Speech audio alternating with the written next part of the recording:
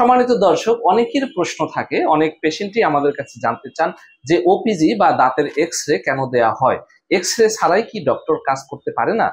আসলেই কি doctor X-ray ছাড়া কাজ করতে পারে কিনা, বা এক্স-রে ছাড়া কাজ করলে কতটুকু সঠিক হবে বা কতটুকু বেঠিক হবে, এই বিষয়গুলো জানানো এবং জানা খুবই প্রয়োজনীয়।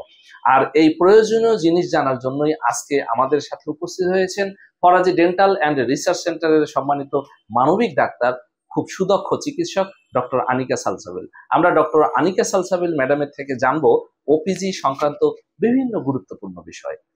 ম্যাডাম, অনেক পেশেন্টেরই প্রশ্ন থাকে যে ওপিজি, এই ওপিজিটা কেন করা হয় এবং ওপিজি করার উদ্দেশ্য কি? আচ্ছা, প্রথমেই আমি বলে নেই যে ওপিজির ফুল ফর্মটা হচ্ছে অর্থোপেন্টোমোগ্রাম। এটা অ্যাকচুয়ালি করা হয়ে থাকে আমাদের মুখের উপরের চোয়াল এবং নিচের চোয়ালে যে দাঁতগুলো আছে সেখানে কোনো সমস্যা আছে কিনা সেগুলো ফাইন্ড আউট করার জন্য। তারপরে এছাড়াও আমরা ওপিজিতে দেখতে পাই ইনফিরিয়র অ্যালভিওলার নার্ভ, তারপরে টেম্পোরোম্যান্ডিবুলার জয়েন্ট, এগুলোতে কোনো যদি সমস্যা হয়ে থাকে আমরা সেটা ওপিজিতে ফাইন্ড আউট করতে পারি। হ্যাঁ, আমাদের দেশের মানুষের হয়তো বা কিছু কিছু পেশেন্টের একটা ভ্রান্ত ধারণা থাকে যে দাঁতের ডাক্তারের কাছে গেলেই হয়তো বা এক্সরেটা দেওয়া হয়, ওপিজি এক্সরেটা, কিন্তু এটা আসলে ক্ষেত্র বিশেষে এবং কারণ বিশেষেই দেওয়া হয়ে থাকে। যেমন যদি আমার কাছে একটা পেশেন্ট একটি দাঁতের প্রবলেম নিয়ে আসে এবং সেটা আমি ক্লিনিক্যালি এক্সামিন করে যদি দেখি যে আমি আরবিজি অথবা পেরিএপিক্যাল এক্সরে নিয়ে সেটাকে ডায়াগনোসিস করতে পারবো, সেক্ষেত্রে আমরা হচ্ছে পেরিএপিক্যাল এক্সরে অথবা আরবিজি এক্সরে নিয়ে কাজ চালিয়ে যেতে পারি। কিন্তু যদি একের অধিক দাঁতের সমস্যা থাকে অথবা কোনো একটা পেশেন্ট এসেছে যে প্রচন্ড পরিমাণের গাল ফুলিয়ে ফুলিয়ে ইনফেকশন নিয়ে, সেক্ষেত্রে কিন্তু অবশ্যই আমাদের ওপিজি এক্সরেটা করা ম্যান্ডেটরি হয়ে যায় যে ইনফেকশনটা আমার বোনস পর্যন্ত স্প্রেড করেছে কিনা।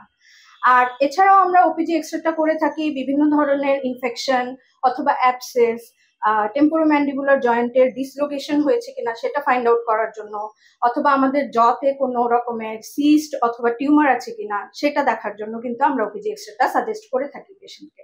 এখন ওপিজি ম্যাডাম, দেখা যাচ্ছে যে অনেক স্থানে ওপিজি করা হয়, সেক্ষেত্রে ওপিজির যে ভিউটা আসে সেই ভিউটা নিখুঁত এবং স্বচ্ছ হওয়া কি জরুরি কিনা? এখানে অবশ্যই ওপিজির ভিউটা খুবই ইম্পর্টেন্ট, কারণ ওপিজিতে কিন্তু রেডিও ওপেক এবং রেডিও লুসেন্টের একটা ব্যাপার আছে এবং আমাদের কিন্তু ভিউটা খুব ক্লিয়ারলি পেতে হয়, আদারওয়াইজ কিন্তু আমরা পেশেন্টের কি সমস্যা সেটা ফাইন্ড আউট করতে পারবো না।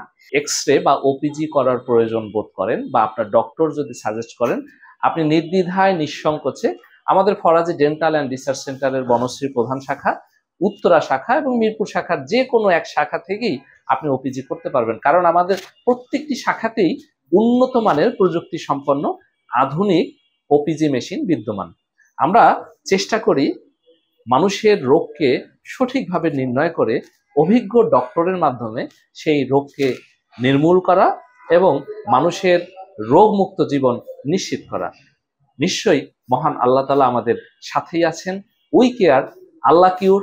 মুখ ও দাঁতের সুরক্ষায় Faraji dental and research centre দীর্ঘজীবী হোক।